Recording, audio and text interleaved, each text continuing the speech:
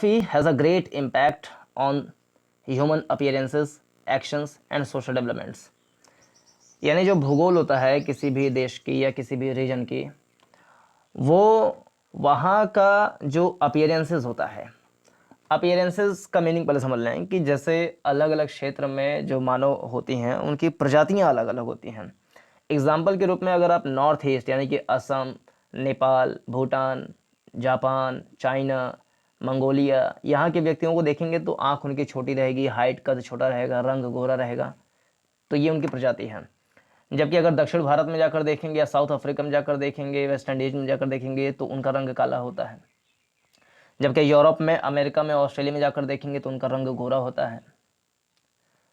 तो ऐसे विभिन्न प्रकार की प्रजातियां होती हैं, अलग रंग होता है, अलग रूप होता है।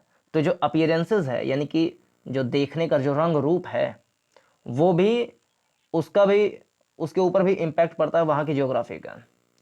यानी यूरोप में कोई मतलब अपवाद स्वरूप ही कोई व्यक्ति होगा जो काला होगा, मतलब वहाँ का जो पैदा हुआ व्यक्ति है वहीं का रहने वाला है। तो अपीयरेंसेस के ऊपर बहुत ज़्यादा प्रभाव पड़ता है वहाँ की ज्योग्राफी का।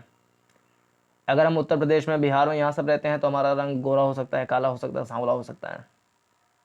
तो कैसे? यहाँ की ज्योग्राफी के कारण। और एक्शंस यानी जो हम काम करते हैं उसके ऊपर भी ज्योग्राफी का प्रभाव पड़ता है। एग्जाम्पल के रूप में उत्तर प्रदेश में हम खेती करते हैं बहुतायत में, क्यों? क्योंकि यहाँ की मिट्टी जो है बहुत ज़्यादा फर्टाइल है। अगर हम जम्मू कश्मीर में जाकर देखेंगे तो वहाँ पर केसर की खेती, सेबों की खेती हो रही है, क्यों? क्योंकि वहाँ की ज्योग्राफी ही ऐसी है, वहाँ पर सेब ही होगा। ऐसे अगर दक्कन में जाकर देखेंगे तो वहाँ पे ब्लैक सॉइल है, यानी कि महाराष्ट्र वाले एरिया में, तो वहाँ पे कॉटन का उत्पादन होता है, क्यों? वहाँ की ज्योग्राफी ऐसी है।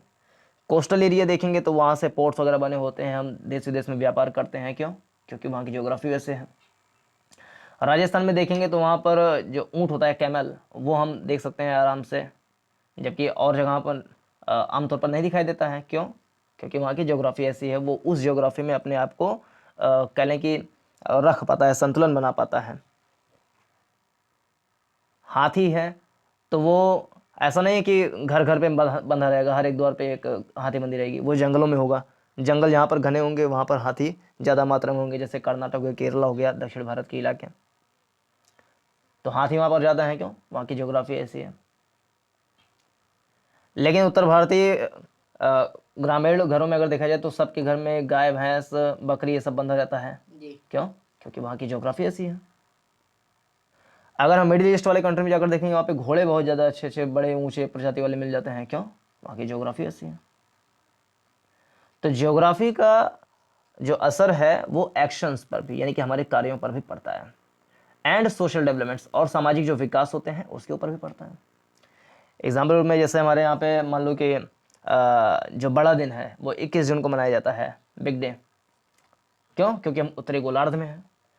जबकि यही मकर संक्रांति जो है, यानी कि जो बिग डे होता है, सबसे बड़ा दिन, वो 22 दिसंबर के दिन मनाया जाता है, जो क्रिसमस डे होता है ऑस्ट्रेलिया में, क्यों? वो दक्षिणी गोलार्ध में है, यानी कि साउथ वाले पोल में है, कह लें, या साउथ सदर्न हेमिस्फेयर में है। तो जो सोशल डेवलपमेंट होता है, हमारे यहाँ पे दीपावली मनाई जाती है, होली मनाई जाती है, ईद मनाया जाता है, क्यों?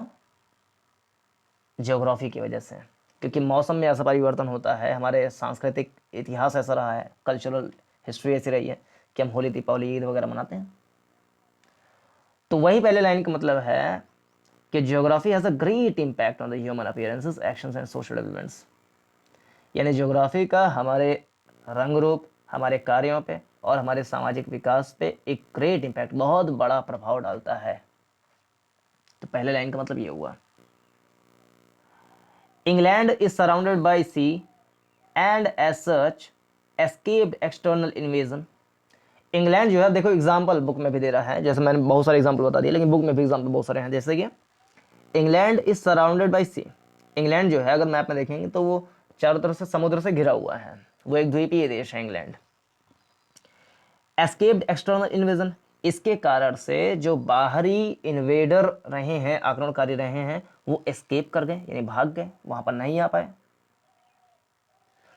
टू द कॉन्ट्ररी, जबकि इसके विपरीत अगर देखा जाए, Punjab has always been facing the danger of invasion since ancient times.